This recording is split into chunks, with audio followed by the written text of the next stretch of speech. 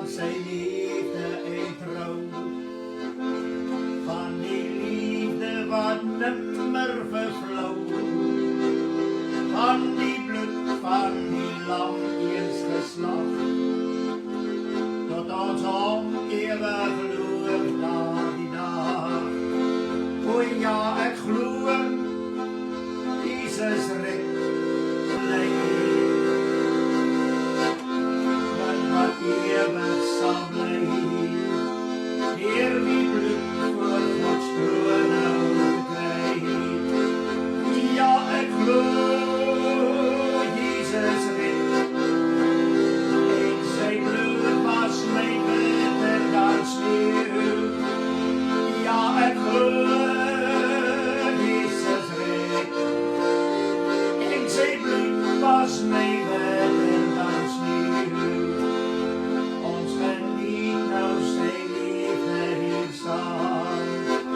En dit vul ons met lof vir sy naam. Maar hoe sal dit wees daar in die skaar, as ons jy voor die lam eendag daar. O ja, ek glo, Jesus red, en sy bloed was my beter dan sneeuw. Ja, ek glo,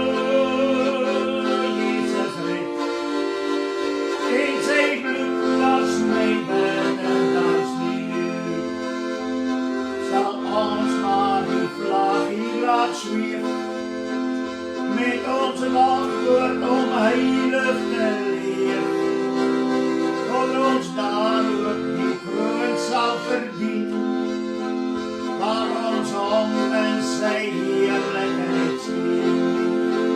Ja, ek glo,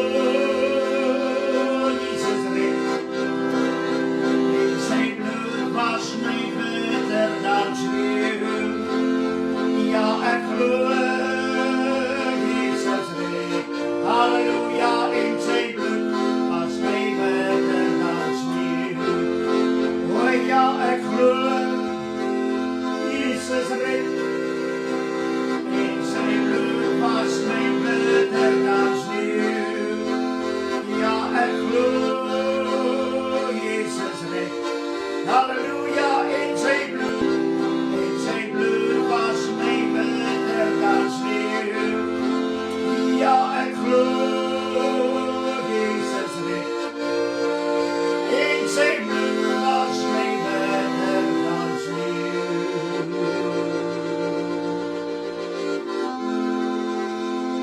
Coming back again, he's coming back again. He went away but not to stay, he's coming back again. He's coming back again, he's coming back again. Glory, hallelujah, he's coming back again. He's coming back again, he's coming back again. He went away but not to stay, he's coming back again. He's coming back again, he's coming back again. Glory, hallelujah, he's coming back again. He's coming back again, he's coming back again. He went away but not to stay, he's coming back again. He's coming back again, oh, he's coming back again. Glory, hallelujah, he's coming back again. He's coming back again, yes, he's coming back again. He went away but not to stay, he's coming back again. He's coming back again, oh, he's coming back again. Glory, hallelujah, he's coming back again. He's coming back again, oh, he's coming back again. He went away but not to stay, he's coming back again. He's coming back again, yes, he's coming back again. Glory, hallelujah, he's coming back again. Oh, he's coming back again. He's coming back again. But not to stay, he's coming back again. He's coming back again. He's coming back again. Oh, glory, hallelujah.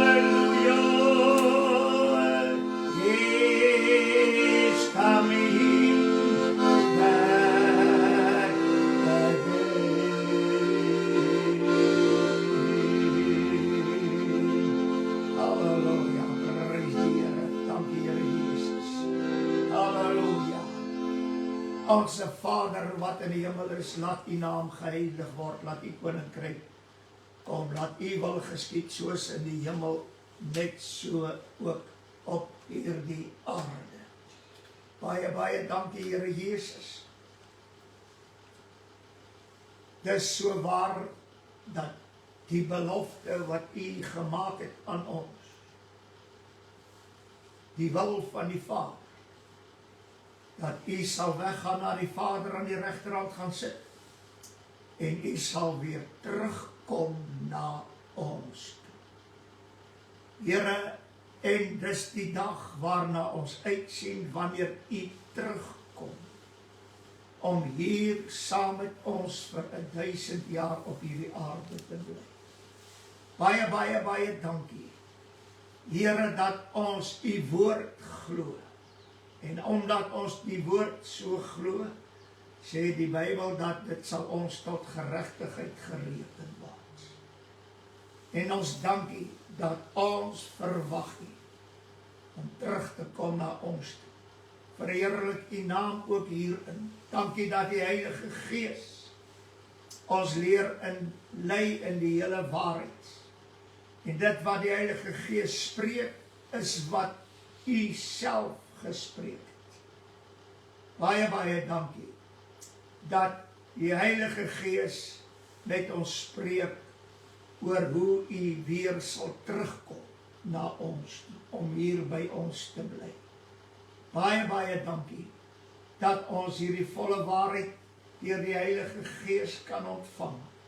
Want elke woord wat u gespreek het, is die waarheid. En elke woord wat u gespreek het, is die woorde van die Vader. En daarom kan ons sê, Vader, laat u wil geskied, soos in die hemel net so ook op die aarde. Dis u wil dat dit so sal gebeur. En ons weet, alles sal gebeur volgens die wil van die Vader. En daarvoor eer ons u. Laat ons ore nie sal uitleen vir die leuen. Maar Here, laat ons sal luister na net die waarheid van God se woord. Baie, baie dankie dat die Heilige Gees getuig saam met die waarheid. Hy het nie nodig om ons te oortuig van die waarheid nie, want hy getuig saam met die waarheid. En hy leer en lei ons in die hele waarheid. Baie, baie dankie dat ons hierdie verwagting het, maar dankie vir die Heilige Gees, wat elke dag ook hier by ons is. Baie dankie dat hy ook self vir ons intree, wanneer ons nie meer weet reg wat om te bid. Baie dankie, Here Jesus, al u liefde en genade wat u elke dag aan ons bewys. Aan u gee ons al die lof en al die eer. Laat die woord van die Here lewend in ons sal wees. Laat dit met sagmoedigheid ontvang word. Dit wat in staat is om ons siele te red. Dankie ook daarvoor. So wil ons in hierdie oomblik saam bid, Here, vir almal wat siek is. Ons wil u dankie sê dat deur u wonde is daar genesing. Daar is geen twyfel daaraan. Dis u woord en ons glo dit so. En Here, u kies nie siekes uit nie. Nee, elke een wat na u toe kom, het u gesond gemaak op hierdie aarde en sal u nog steeds gesond maak wanneer die sieke na u toe kom en vra vir genesing. En ons bid saam met elke sieke dat daar goddelike genesing sal plaasvind. En ons kom teen elke werk van krankheid en ons bestraf dit in die naam van Jesus tot genesing vir elke sieke in Jesus se naam. Halleluja, en ons prys u daarvoor. Dankie vir elke gebedsversoek vir wie ons kan bid. Woord sê bid vir mekaar en dit is u wil, en daarom bid ons vir almal wat 'n gebedsversoek het, want ons weet dat die Here hoor en antwoord. Sy arm is nie te kort om te help, sy oor is nie te swaar om te hoor nie. En ons eer u dat ons so saam kan kom, want ons weet, as ons saamstem sal dit ons te beurt val. Dankie dat u dan elke gebedsversoek hoor en antwoord, en dat u naam verheerlik word. Dankie dat ons meer kan dankie sê vir al die reën wat ons al reeds ontvang het, maar ook kan bid, Here, vir opvolgreën en reën op die plekke waar dit droog is. Halleluja. Here, baie, baie dankie dat ons dit gedurig deur voor die aangesig kan noem. want ons weet dat u hoor ons as ons aanhou met bid. Baie dankie daarvoor. So bid ons vir u woord in hierdie dag. Here, laat elkeen wat 'n oor het sal hoor wat die Gees aan die gemeente sê. En Here, dankie dat u wat klop aan die deur, die woord sê, elkeen wat my stem hoor. En Here, wanneer ons u woord opneem en ons lees dit en ons verkondig dit, dis u stem. Laat ons dan sal luister na die stem van die Here Jesus. Halleluja, sodat ons in waarheid vrygemaak kan word. Baie dankie dat u elke oor bestryk met u bloed, en baie dankie dat almal die waarheid sal inneem. Halleluja, en die leer sal verwerk. Verheerlik u dan nou in dit wat die Heilige Gees deur ons sal spreek, sodat u ook daardeur verheerlik word. Aan u al die lof en die eer, en ons prys u dat u woord seën in u wonderlike naam. Amen en amen. Prys die Here, ons is dankbaar om in hierdie dag so saam te wees. Groet u almal in die mooi naam van ons Here Jesus Christus. Ek is pastoor Flippie Gerder en ons dank die Here, halleluja, vir sy woord, en my telefoonnommer is 082841705. Halleluja. Ek het in hierdie dag die woord van die Here wat ek vir u gaan bring. Ek wil net iets noem voordat ek na die woord toe gaan. Ons het, ek weet, baie mense het hierdie boodskap ontvang van pastoor Awie van Wyk. Dokter. Dokter Awie van Wyk. Dis 'n dominee. En hy het gepraat oor 'n kontantlose geldstelsel beplan vir einde 2026 in Suid-Afrika. Nou, hy het die woorde ook gesê dat Suid-Afrika is 'n proefkonyn en die regering sal ons aan die einde van die dag dwing om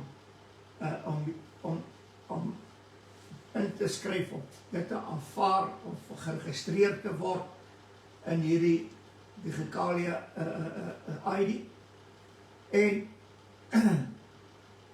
En sodoende beheer oor ons sal wil neem.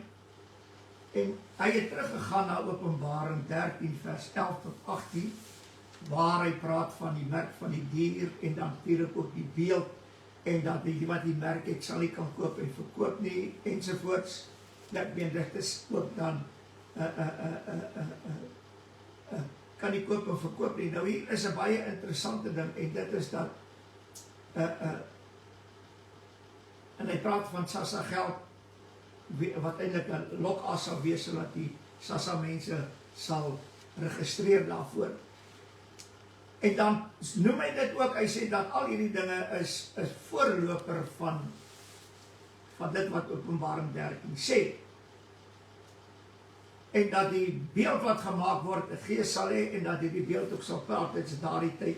Maar, en dan praat hy van die KOKA projek, en dan praat hy ook van die nuwe wêreld geldorde, dat almal sal 'n bankrekening kry, en banke weet dan reeds alles, ensovoorts. En hy sit alles mooi uiteen, en dit is seker 'n baie mooi waarskuwing van wat die regering beplan om in ons land te doen.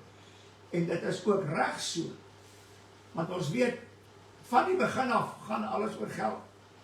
Die duiwel kom by die Here Jesus, en hy sê, ek gee al hierdie koninkryke met al hulle rykdom en hulle heerlikheid as hy neerval en my aanbid. Maar die Here Jesus het dit baie duidelik gestel. Hy sê, kies wie julle wil dien. As God, as die Here, as God is, aanbid hom. As Mammon God is, aanbid hom. So, daar's altyd die keuse.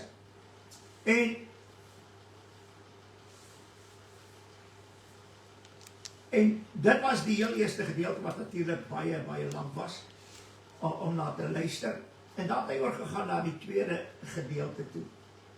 En daar was so 'n middelgedeelte. Die eerste gedeelte was eintlik 'n vrees wat opgewek word by die mense, om mense vreesagtig te maak oor die dinge wat kom. Nou, omdat ek weet dat baie predikers probeer 'n vrees by mense, by die kinders van die Here inbring, sodat hulle vreesagtig geraak oor sekere goed. Ek wil net dit sê, selfs die wegraping voor die verdrukking word verkondig uit vrees. Nou, en nou sê hulle, maar God sal nie toelaat dat sy kinders onder die oordeel ingaan. Die woord het nêrens gesê dat sy kinders gaan onder die oordeel. Dis die wêreld wat in daai tyd geoordeel gaan word in die groot verdrukking. Maar wat die belangrik is, nou maak hulle jou bang vir hierdie groot verdrukking en hoe sal jy bestaan en wat alles, sodat hulle teorie van 'n wegraping voor die verdrukking kan eintlik afdwing met vrees op die mens tom. En selfs dit wat nou gebeur en dit wat hierdie dokter gesê het, die eerste deel is absolute vrees. Die tweede deel gaan gepaard met nee, ons kan uit hierdie ding ook uitkom. Werk die ding so baie mooi. Maar die tweede deel word afgesluit met die volgende. En ek gaan dit net vinnig noem. Is dat die antichrist met die valse profeet en die beeld is gaan wees soos Nebukadneser en hy gaan praat in 'n gees en hom. Nou, die nabootsing van die Vader, Seun en Heilige Gees is waar. Dat die antichrist, die draak, die duiwel is die dier, hy is die draak, dan die antichrist is die dier, en hy word eintlik in die plek van die Seun van God in, en die draak is eintlik die vader van die leuen en van die verderf, en die dier is die seun van die verderf, en dan die valse profeet is in die plek van die Heilige Gees. Dis al absolute nabootsing van die drie eenheid. En die woord waarsku dat baie valse profete sal opstaan en hulle sal baie mense mislei. Nou, die eerste gedeelte is so, en al hierdie dinge is moontlik, dit kan gebeur, en dit is wat die hele wêreld aandryf vir al die regerings van die wêreld om alles onder hulle beheer te kry in elke land. Nou, en ek dank die Here as ek na die woord van die Here gaan kyk, die Here Jesus, ek wil net dit noem, dat die Here Jesus het nie net gekom om verlossing en redding ensovoorts vir ons te bring nie, maar die woord sê in een versie, hy het ook gekom om die reg van elke nasie en mens uit te bring. Dit meen, dan gaan 'n tydperk kom waar die Here Jesus die reg van die nasies en die reg van elke mens sal uitbring. En ons het reg oor die wêreld menseregte. So, hierdie ding wat die regering wil doen, is nie net ons regering nie. In Mexico het dit gebeur, 1 Julie 'n jaar terug, toe het die Meksikaanse regering het dit geïmplementeer en hulle die mense eintlik gedwing om te registreer by hierdie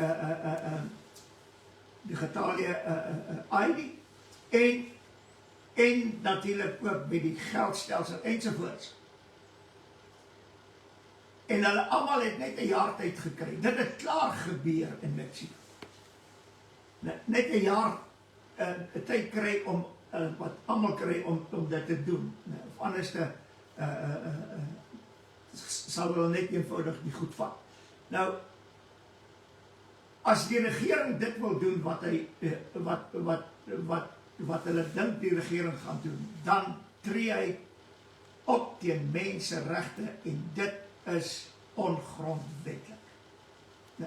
So, wat vir my interessant is, wanneer ek gaan kyk na Mexico, dat het 1 jaar gevat, en na 1 jaar, toe moes die regering 'n verklaring uitgee, dat meer as 80% van die nasie het nie geregistreer nie. En weet jy wat kon die regering aan hulle doen? Niks. Want as die regering wil optree, dan skenk hulle menseregte en dan kan daar vir hulle probleme wees. So, wat hier gebeur is, die duiwel sal enige iets probeer om die skrik op die lyf te jaag, sodat ons moet bang raak. Ja, dit wat hierdie dokter gesê het, die dominee gesê het, is absoluut die waarheid. Daar is niks fout daarmee nie. Maar waar het kom by die tweede gedeelte, en veral by die afsluiting, toe bring hy weer Openbaring 13 in, en toe gaan hy na 2 Tessalonisense 2 toe. So wat hier gebeur, hulle bring hierdie vreesaanjaende lering, wat waar is, en dan koel hulle hom na 'n lou periode af, en dan gee hulle die antwoord. En ek wil oor die antwoord praat, want die antwoord wat hy gegee is alleen. En ek gaan dit uit die woord van die Here vir u verduidelik. So, Mexico regering moes die hele ding laat vaar, omdat oor die 80% nie geregistreer het. So in Suid-Afrika, dood eenvoudig, registreer nie, want die regering kan niks aan jou doen. Maar jy moet menseregte skenk om iets aan jou te doen, en dan het die land probleme. So, kom ons gaan net verder in die woord van die Here, want weet jy wat, ek wil net iets hierso sê. Die woord sê in Lukas en Matteus en hierdie mooi woorde.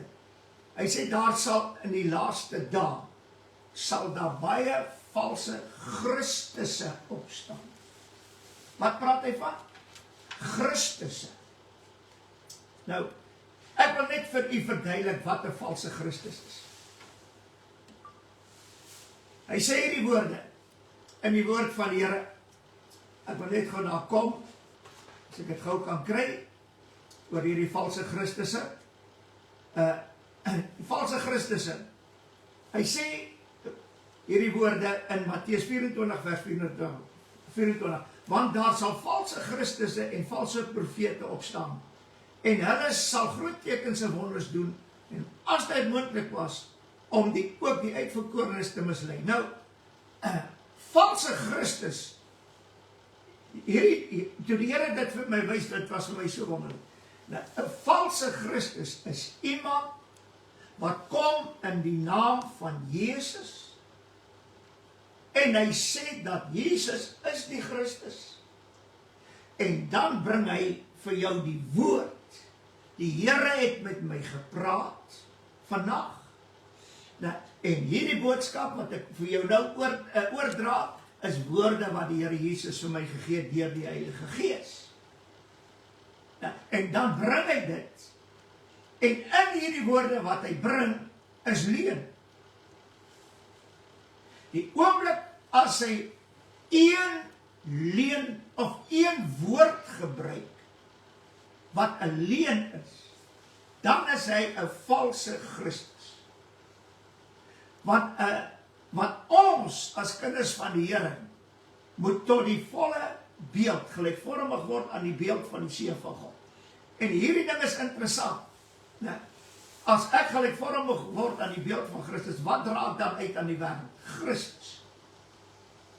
Nou kom hierdie valse Christus, wat sê dat hy die beeld van Christus. En deur die Heilige Gees, as ons die beeld het, word ons verteenwoordig ons Christus letterlik op aarde. Dis waarom hy praat van valse Christus. Want mense wat die beeld van Christus deelagtig geword het, wat hierdie beeld moet uitdra, En wat Christus nou verteenwoordig deur die Heilige Gees op aarde, hulle verkondig leuns. En ongelukkig het dit ook in hierdie boodskap wat ons gehoor het gebeur.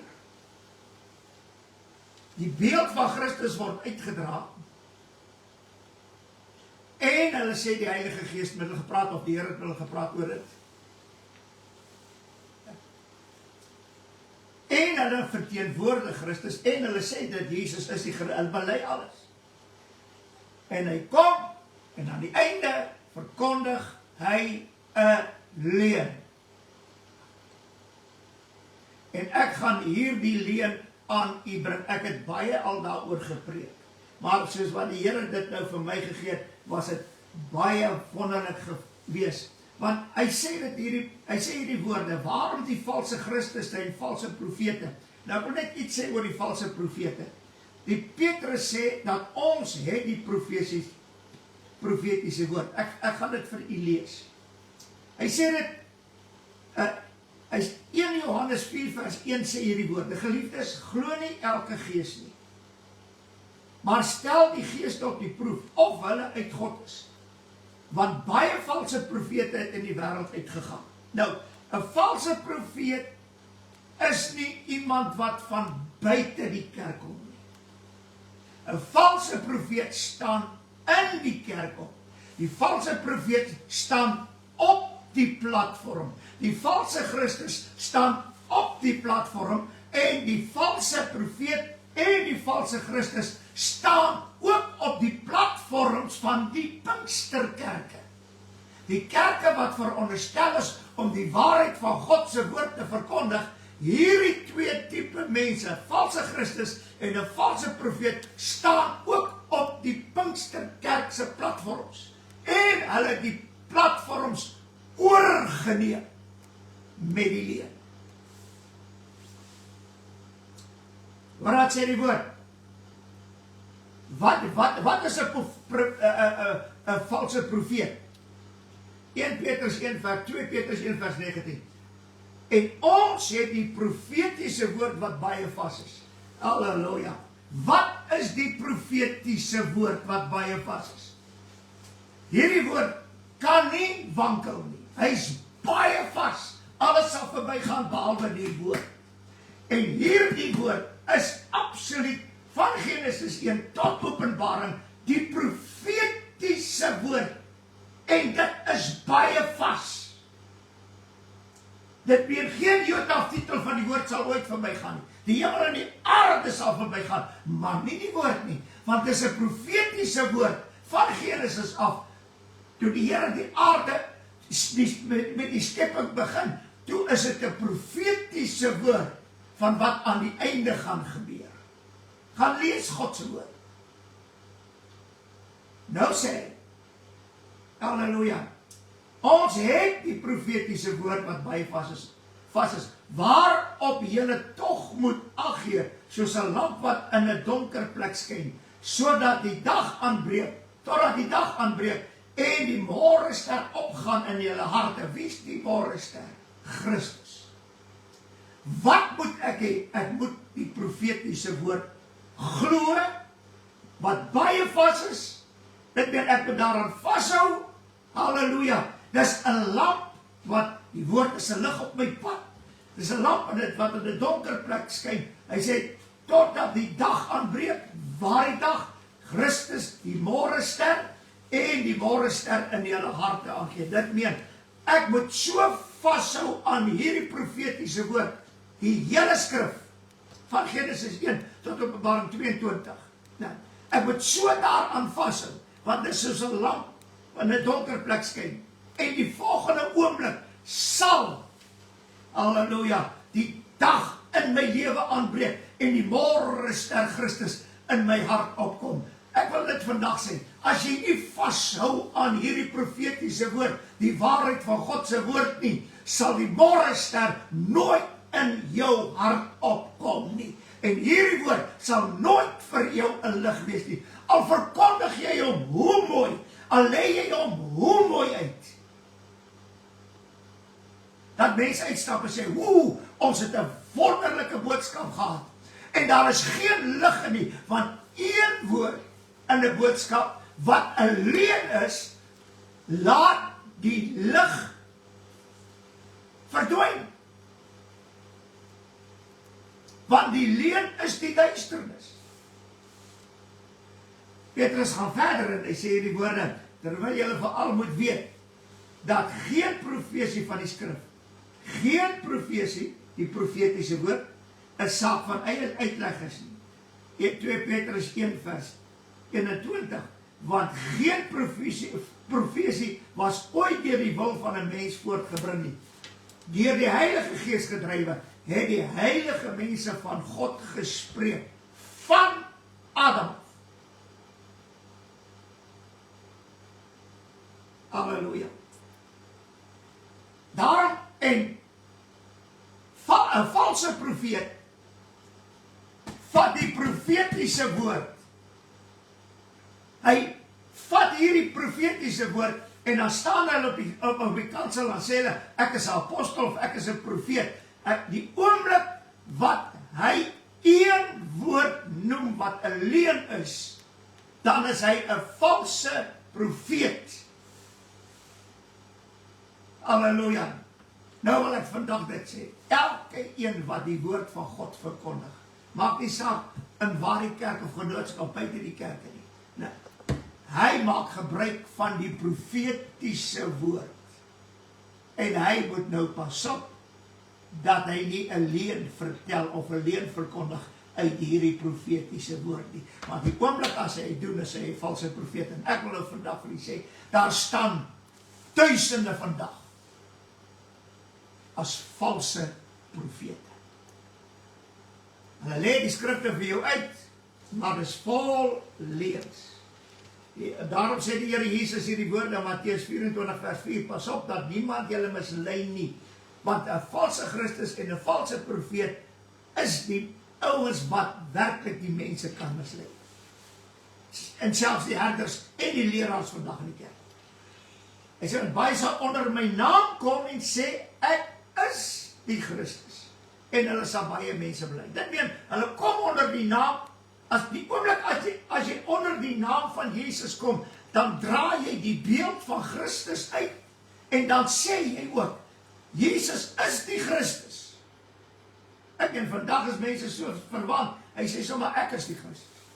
Want ek dra die beeld van Christus uit, en hulle sal baie mense mislei, want daar sal baie valse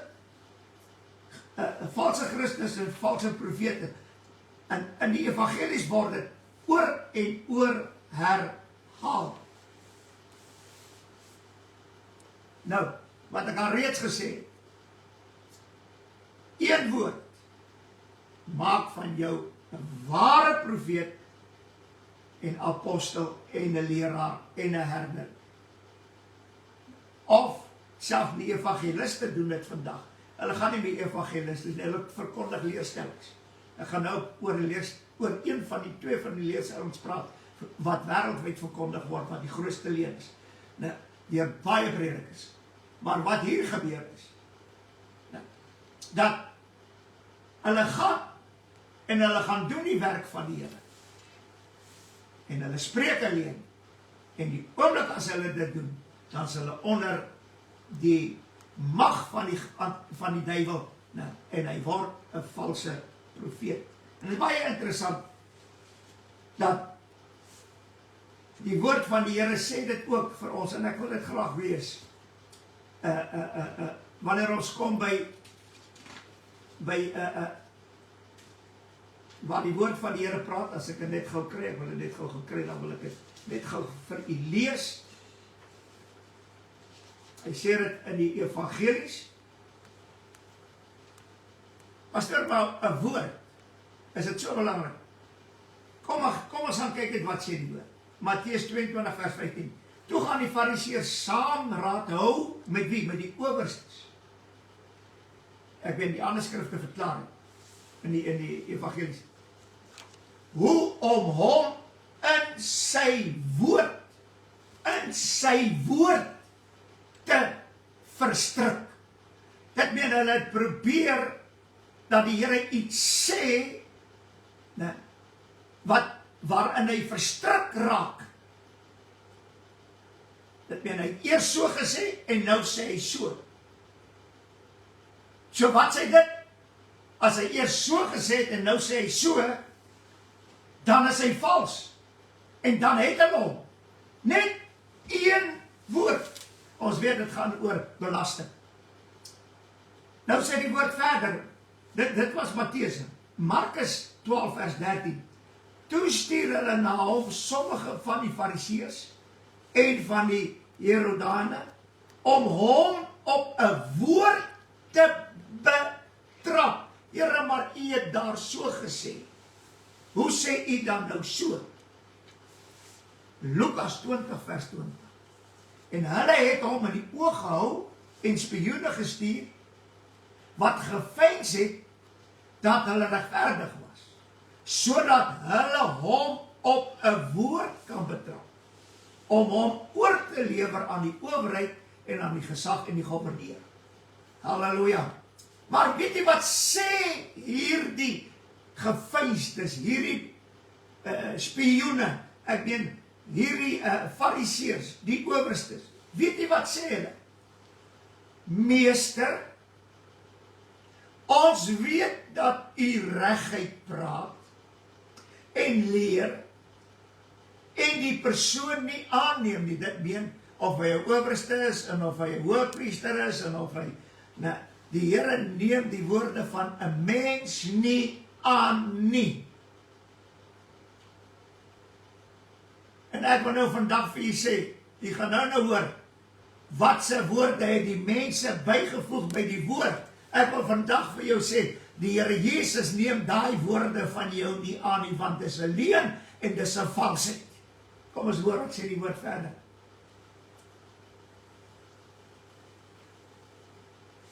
Maar die weg van God in waarheid leer, o Here, ons hef u nou op, sodat u tog net 'n woord moet sê wat nie reg is.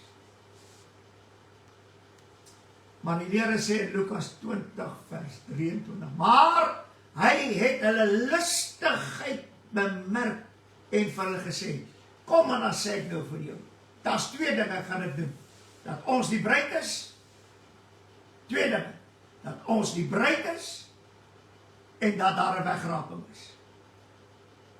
Tweede,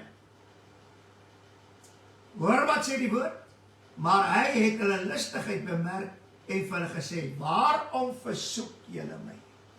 Met hierdie twee dinge het die Pinksterkerk reg oor die wêreld, die wat tot insig gekom het, die wat die woord studeer het,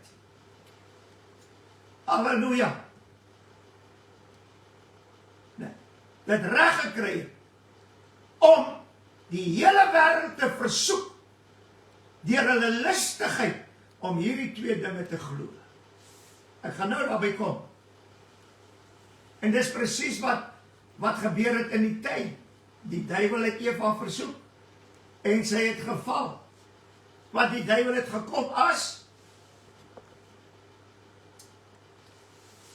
iemand wat die profetiese woord bedien. Baie interessant.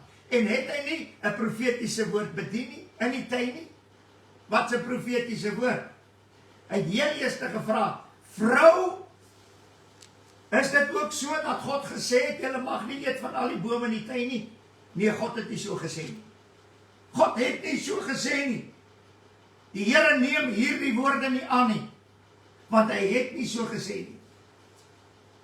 Hy sê, en sy antwoord om, ja, maar God het gesê, ons mag nie eet van al die bome in die tuin nie. Ons mag nie eet van al die bome in die tuin nie. Ekskuus. Maar hy sê vir die vrou, julle sal gewis nie sterf nie, hy profeteer. Julle oë sal oopgaan, hy profeteer. En julle sal soos God wees, hy profeteer. Wat gebruik hy? Hy gebruik die woord. En hier is die interessante ding. Sy profesie was so erg, Hy sê, julle oë sal oopgaan. In die volgende oomblik, toe sien die vrou, dat die boom goed was om van te eet. Dit meen, sy glo hom, en dis die probleem. As jy die leuen glo, dan gaan dit vir jou oop. Jou oë gaan oop. En nou sien jy. Dis 'n goeie boodskap hierdie, wat hierdie pastoor of hierdie prediker gebring het. Jog, ek het dit nooit so gesien nie. Dis presies wat vandag gebeur. Goed was om van te eet, dat hy 'n lus was vir die oë, ja, 'n boom wat 'n mens kan begeer om verstand te verkry, en halleluja, en nou eet ons.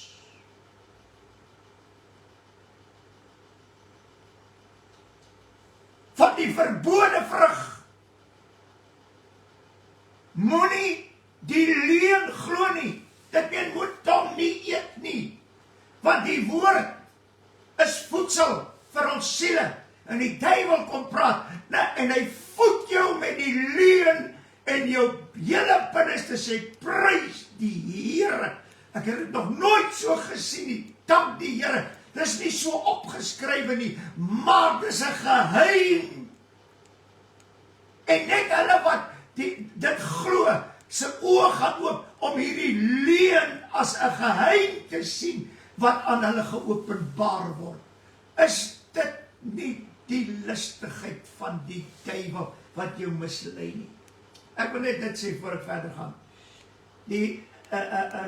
Paulus sê in 1 Korintiërs 14 vers 36.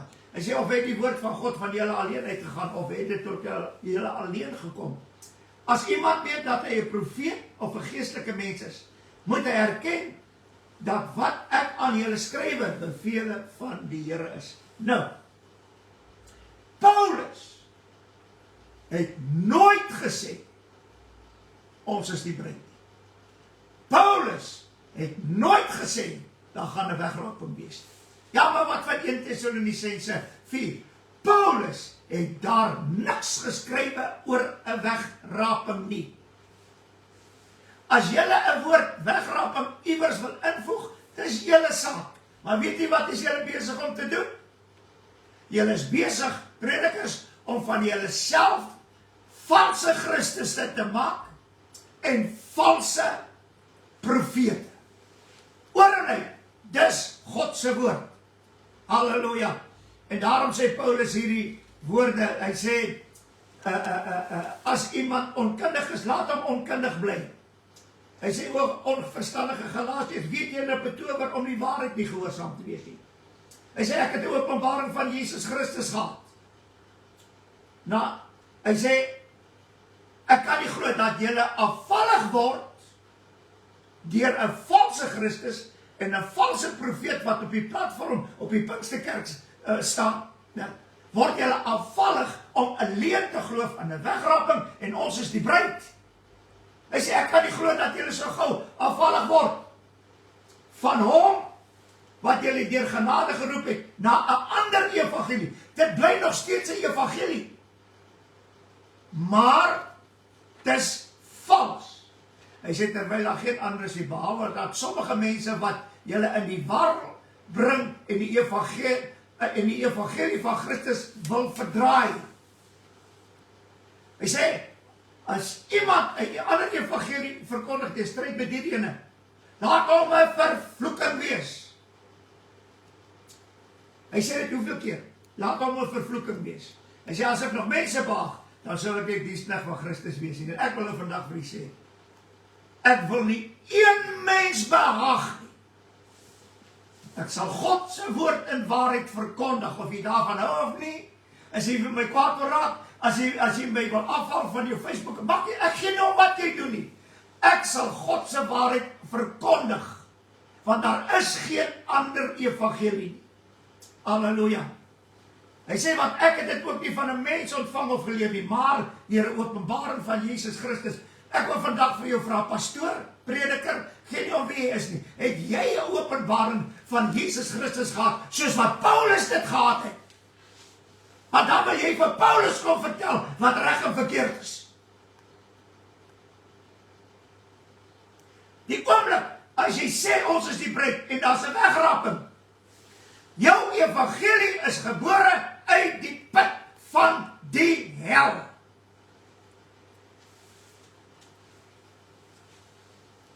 Oh, halleluja. Kom ons gaan kyk wat die woord van die Here sê.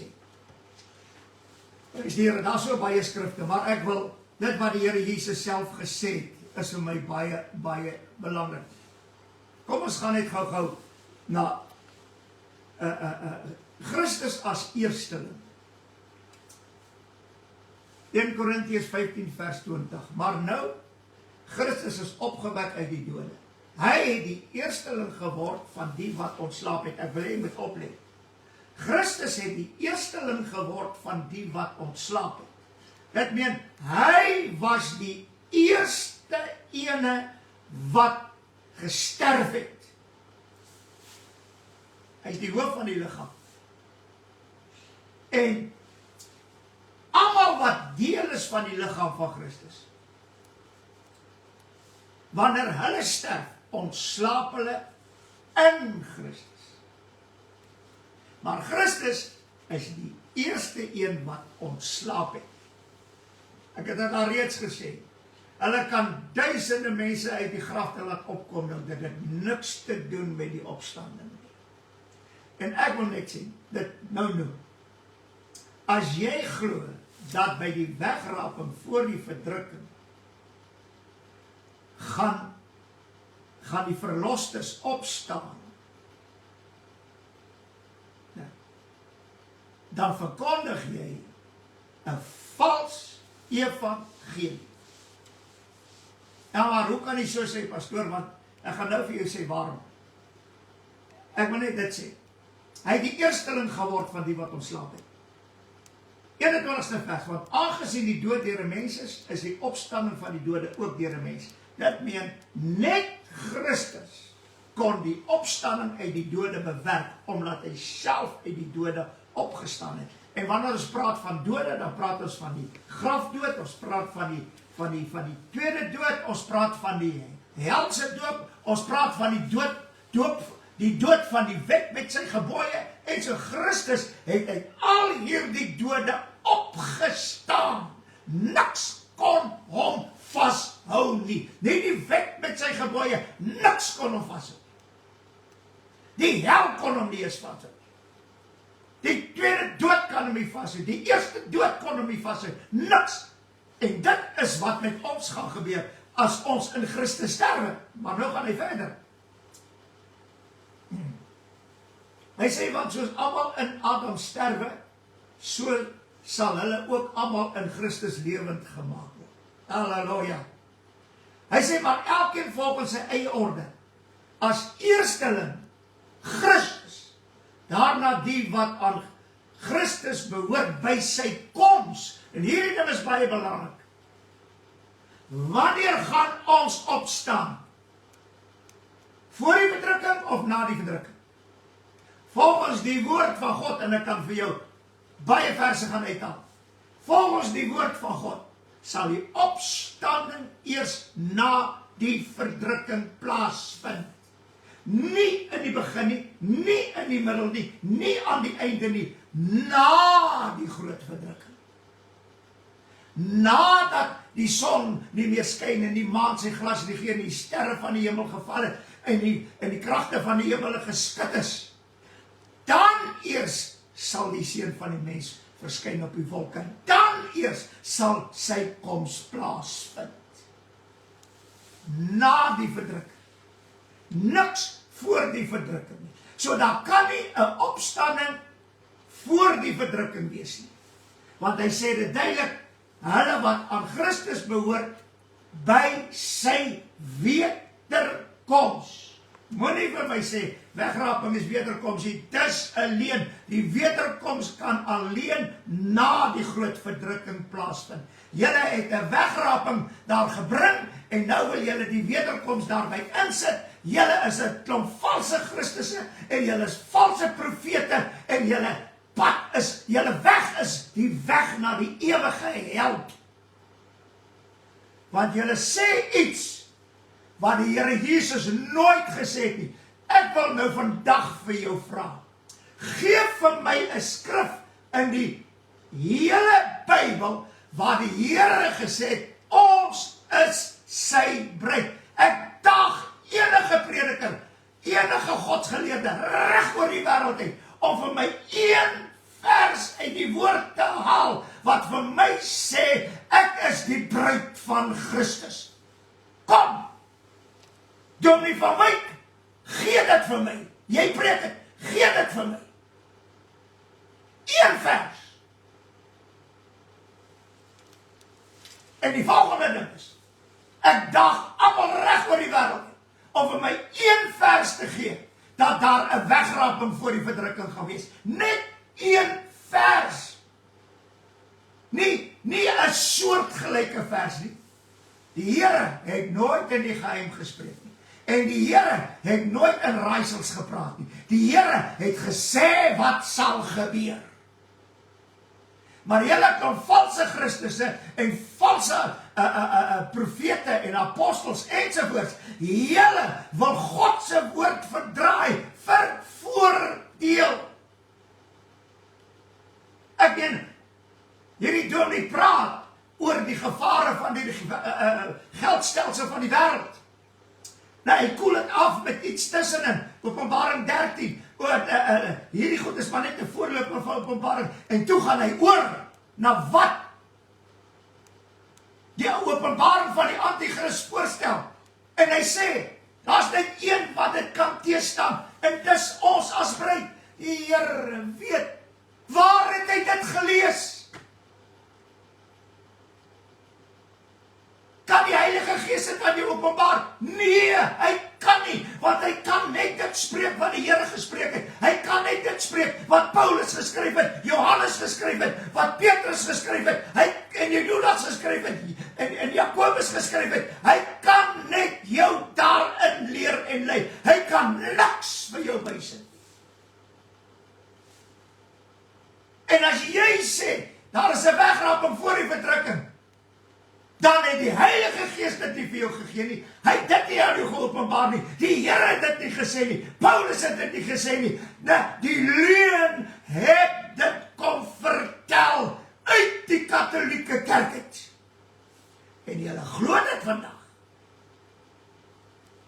Ek vra vir jou, stuur vir my een vers, dat daar 'n wegraping voor die verdrukking gaan wees. En ek wil hê, hierdie Hebreëse naam van wegraping. Ek praat nou van die Nuwe Testament.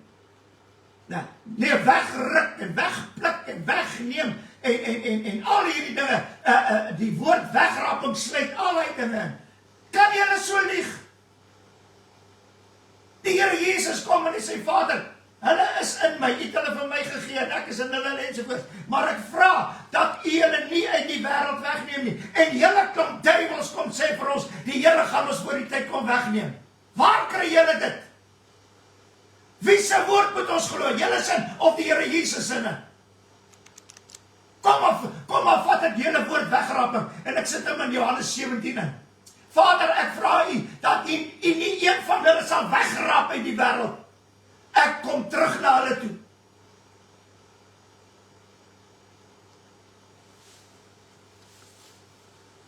Wys my 'n vers in die woord, moenie Johannes 14 aanhaal nie, want as jy Johannes 14 aanhaal, ek gaan weg en kom weer en ek sê julle na my toe neem. Die Engelse Bybel sê iets baie mooi, hy sê, and I will receive you unto myself. Waarom? Want eers nadat die Here Jesus met sy eie bloed voor die Vader verskyn het, nadat hy gesterf het ensovoorts, nou, het die Vader, hy sê dit in Johannes 17, ons as sy kinders, daarom sê die Here Jesus, Vader, hulle het aan U behoort, maar U het hulle aan my gegee. Toe die Here Jesus terugkom, ek weet toe hy met sy eie bloed voor die Vader verskyn, want net deur die bloed kan ons in Christus kom. Nou, en die Vader dit sien wat hy gedoen het, hy het die wil van God gedoen. Toe gee die Vader die kinders oor aan sy seun, en hy kom terug, en hy neem hulle aan, Hy sê, ek sal terugkom, en wanneer ek terugkom, sal ek julle na my toe neem. Die Engelse Bybel sê, I will receive you unto myself, want die Vader het julle nou vir my gegee. Dis Johannes 14. Moenie deur die duiwel mislei word, deur mense. Ek kan dit nie glo nie.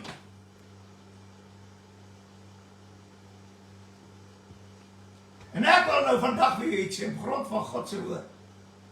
Nie een van julle sal voor die wegraping, voor die groot verdrukking weggeraap word nie. Nie volgens God se woord nie. Jy sal hier sit en jy sal bly. Jy sal sien hoe alles gebeur. Hoe jy in die groot verdrukking ingaan. Dink jy God het 'n klomp bankbroeke nodig in die hemel? Want dis wat julle is. Julle wat glo in 'n wegraping, man, julle het geen ruggraat nie. Julle het geen graad nie. Ek dank die Here, ek het 'n graad. Ek het 'n BA-graad. Born again, halleluja. Julle het dit nie eers nie. Want julle is so bang om in die. Nou sê julle dis die oordeele van die Here, maar julle lieg. Laat die neet op julle poppe kraak. Gee my 'n vers. Gee vir my 'n vers.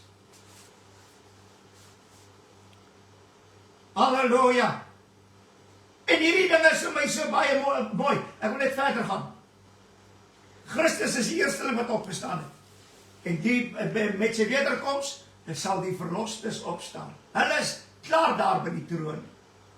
Maar hulle kom saam, gaan lees God se woord, halleluja, met die wederkoms. Ek is die Here so dankbaar. En die tweede ding, Christus het eerst opgestaan. Die tweede ding, julle sê ons is die bruid, en daarom gaan daar 'n bruiloft wees. Nou ek vra weer, wys vir my die vers, dat julle die bruid is. Kom ons lees die woord. Ek gaan nou terugkom, na dit wat ek gesê het. Matteus 22 vers 11. Ek wil hê jy moet luister, wie sê dit? Moenie vir my sê, halleluja. Weet jy wat? As julle sê, ja, maar dit het betrekking op Israel. Weet jy wat? Dan wil ek nou vandag vir jou sê, dan is daar vir jou geen opstanding nie. Geen, en daar is in elk geval nie 'n bruiloft in die hemel nie. As julle sê is Israel, ja, hierdie vers is vir Israel, dan beteken net een ding, dat hulle is die gaste na die bruiloft, nie ons nie. Ja, maar ons is die bruid. Wie het vir jou dit gesê? Kan jy hierdie leuen glo? Maar nêrens het die Here dit vir jou gesê nie. Hy sê in Matteus 22 vers 11, hy sê, en toe die koning ingaan om na die gaste te kyk, hy sê, julle preek al hierdie goed. En dan vat hy die bruilofsmaal wat in die hemel gaan wees. Ons sal daar wees, maar tussen hulle gaan daar ook iemand wees. Sê net dat daar iemand wat nie 'n bruilofskleed aan het nie. Toe die koning aankom, die is een met 'n bruilofskleed aan. Hoe het hy ingekom? Hoe het hy in die bruilofsaal ingegaan? Matteus 25 sê, wanneer die Here Jesus kom, dan sal die wat gereed was saam met hom in die bruilofsaal ingaan. Waar is die bruilofsaal, in die hemel of hier op aarde? Kom bietjie, waar is hy? Nee, julle plaas ons sommer, die Here sê nie, hy is hier.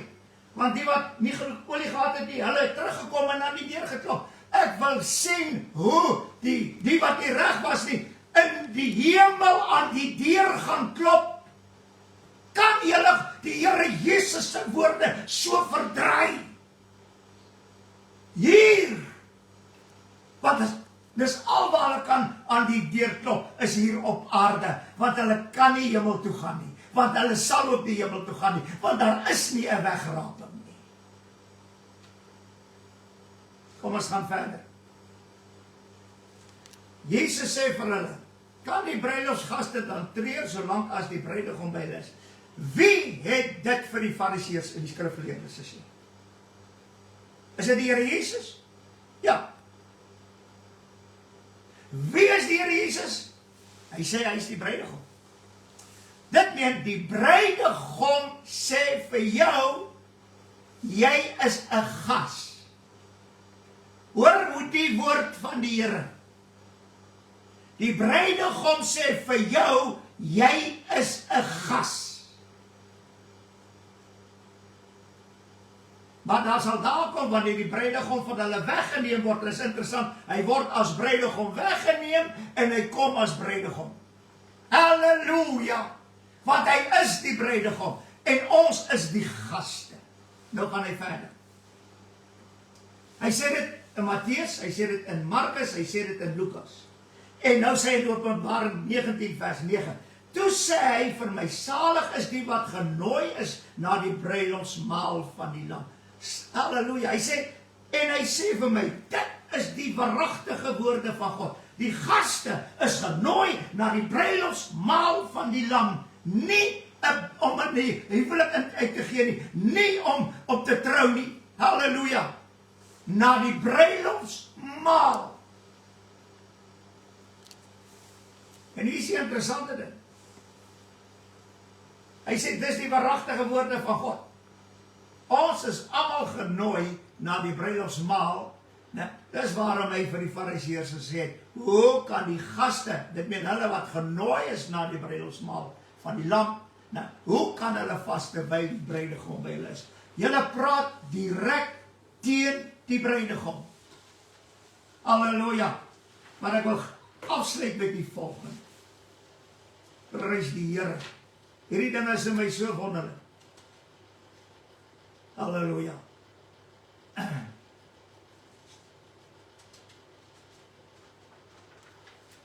Prys die Here. Ek wil net hier so kom. Hy sê hierdie woorde. Ek gaan dit net vinnig vir u vertel. Dat Christus het uit die dode opgestaan. Is ek reg? Hy het die eersteling geword. Maar wat hier interessant is, dis die Here Jesus self wat het ook gesê het in Lukas. Hy sê dat hulle wat waardig is om in daardie eeu op te staan uit die dode, hulle sal soos engele wees. En hulle sal nie trou en in die huwelik uitgee nie. Dit meen, daar gaan nie vir hulle bruidegom wees. Want hulle is kinders van die opstanding. Christus is die eersteling van die opstanding. Dit meen, hy is 'n kind van die opstanding, want hier 'n mens tot en 'n mens. Hy sê 'n kind is aan ons gegee, 'n kind is vir ons gebore, 'n seun is aan ons gegee. Nou, wat het gebeur? Die kind wat gebore is, Jesus Christus, 'n mens, hy het eerste opgestaan. Hy is die eersteling. En ons wat sal opstaan by sy wederkoms,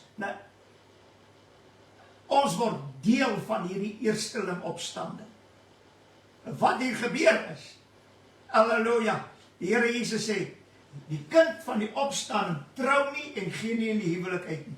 Dit meen die Here Jesus wat self deel is van die opstanding. Hy trou nie en hy gee ook nie in die huwelik uit nie. Daar is net 'n bruilofsmaal. Halleluja. Wat van die troue self geword het, weet nie een van ons nie in die woord nie. Maar die bruilofsmaal word beskryf in die woord, nie iets anders nie. Die Here sê, daar sal nie getrou word en in die huwelik uitgegee word in die hemel nie. So ek weet nie waar die hemel julle heen gaan nie.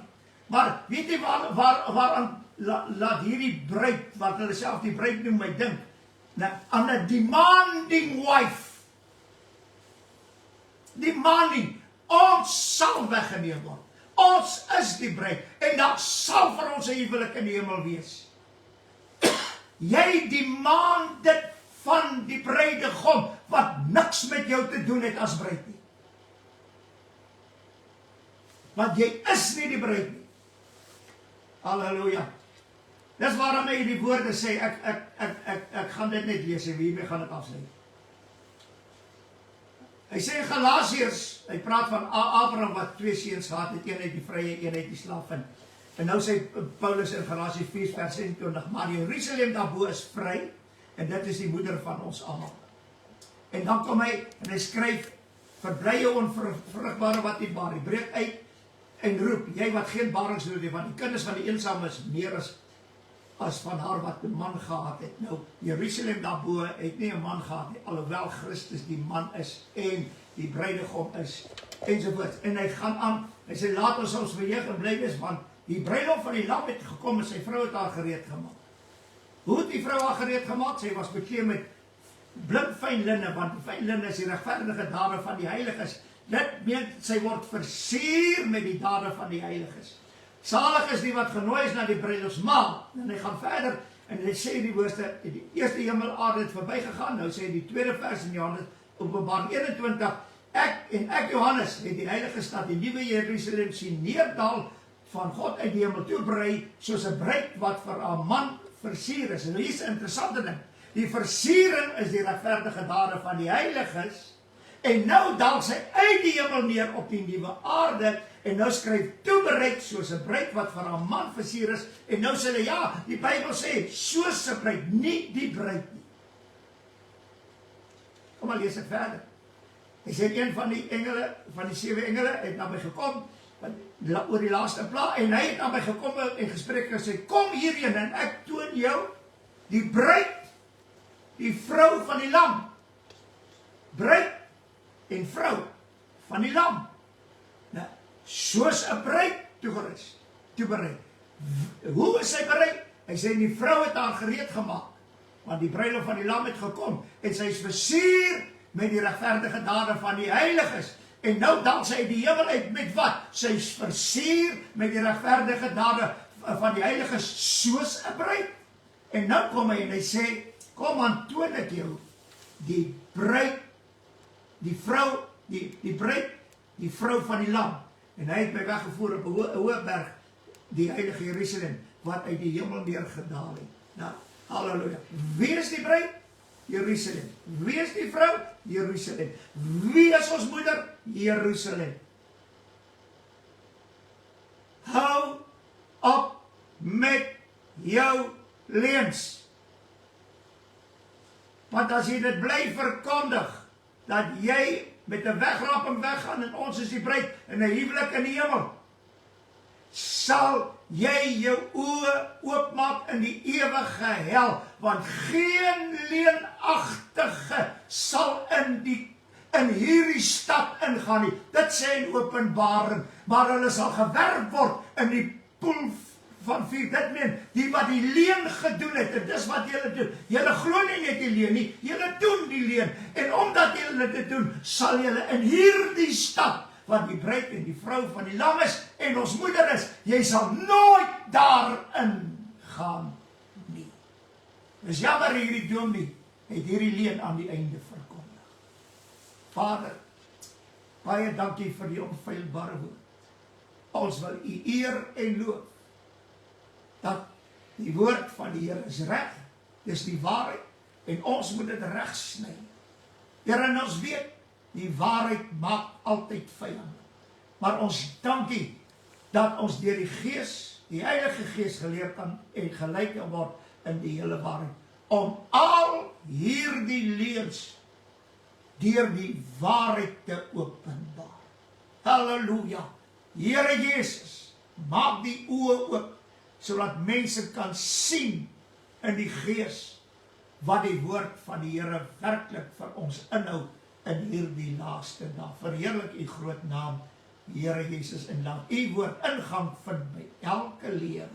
Laat hulle dit met sagmoedigheid sal ontvang, want dit kan hulle siele red van die ewige hel en van die lewe. Baie, baie dankie daarvoor. In Jesus naam en seën elkeen en ons prys u. Amen.